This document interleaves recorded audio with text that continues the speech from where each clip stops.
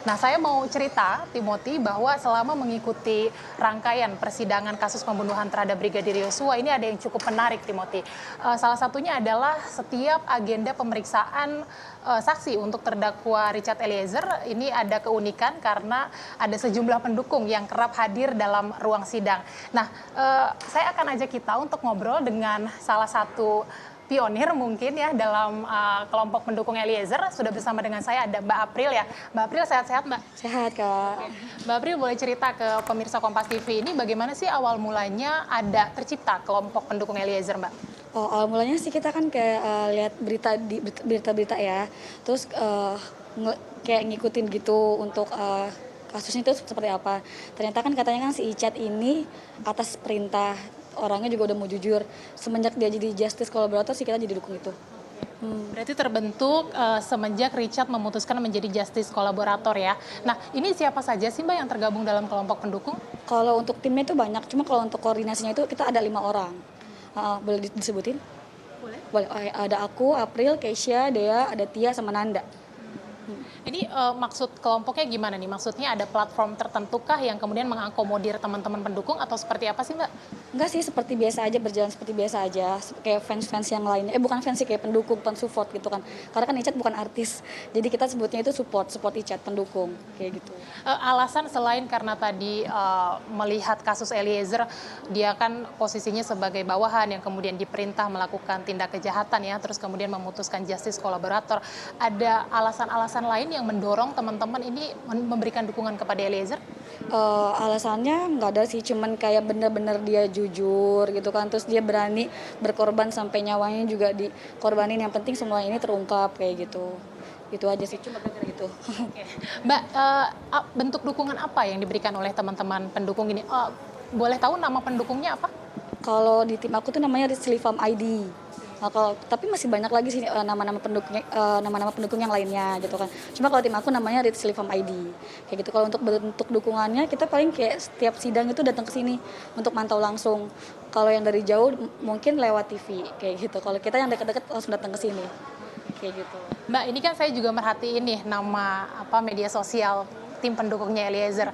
Apa sih yang dilakukan melalui media sosial itu? Karena kan saya juga melihat beberapa konten-konten dukungan nih untuk Eliezer. Bisa diceritakan terkait hal itu? Maksudnya kayak insta ya mungkin dari kayak kita yang datang ke sini kita kayak jepet-jepet fotonya Icat. Nanti mungkin kalau kayak ada netizen yang nanya-nanya ya kita jawab sebijaksana mungkin kayak gitu sih, kayak mensuarakan semua positif tentang Icat. Kayak gitu. Kenapa teman-teman pendukung merasa itu perlu dilakukan? Maksudnya kan tadi Mbak bilang bentuk dukungannya tuh datang ke ruang sidang ya, tiap minggu juga saya lihat Mbak datang ke sini.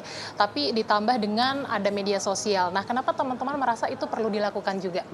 Karena jatuhnya jadi kayak mau bikin campaign aja ya. Kalau Icat itu memang benar-benar melakukan ini di bawah suruhan gitu. Jadinya itu bukan keinginan dia. Jadi kayak yang kita aku bilang kayak sebar positifnya Icatnya aja gitu. Supaya semuanya tuh berpikiran positif juga kayak kita ini. Kayak gitu. Mbak, tapi kan kemudian juga kita nggak nutup mata ya, ada kritik begitu ya, datang kok bisa sih ada pendukung kan dia ini pelaku tindak kejahatan. Nah, Mbak sendiri menyikapinya seperti apa?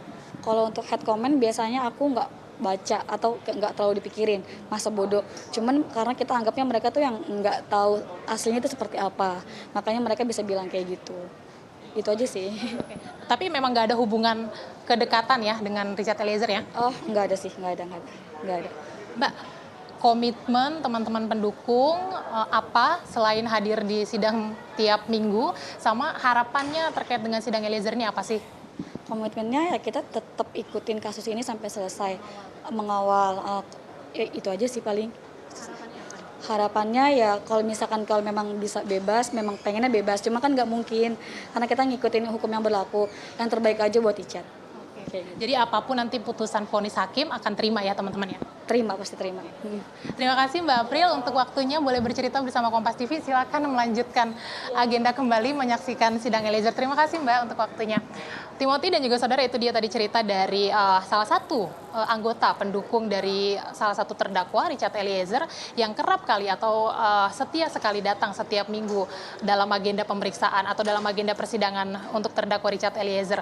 Nah, kita masih menunggu persidangan dimulai, mungkin beberapa saat lagi menunggu majelis hakim juga masuk ke ruang sidang. Nanti kita akan cermati sekali lagi bagaimana jalannya persidangan, kesaksian-kesaksian apa yang akan disampaikan oleh para saksi begitu ya, mengingat ke-10 orang saksi ini merupakan anggota Polri yang dinilai mereka ini berkaitan atau mengetahui peristiwa pasca kejadian pembunuhan Brigadir Yosua ketika di Duren 3.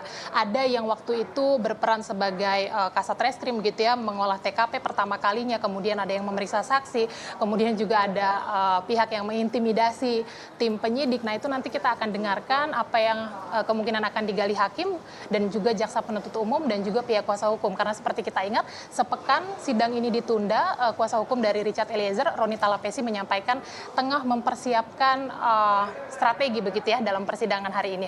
Kita akan nantikan bersama, Timothy. Baik, terima kasih Dian Silitonga melaporkan dari Pengadilan Negeri Jakarta Selatan.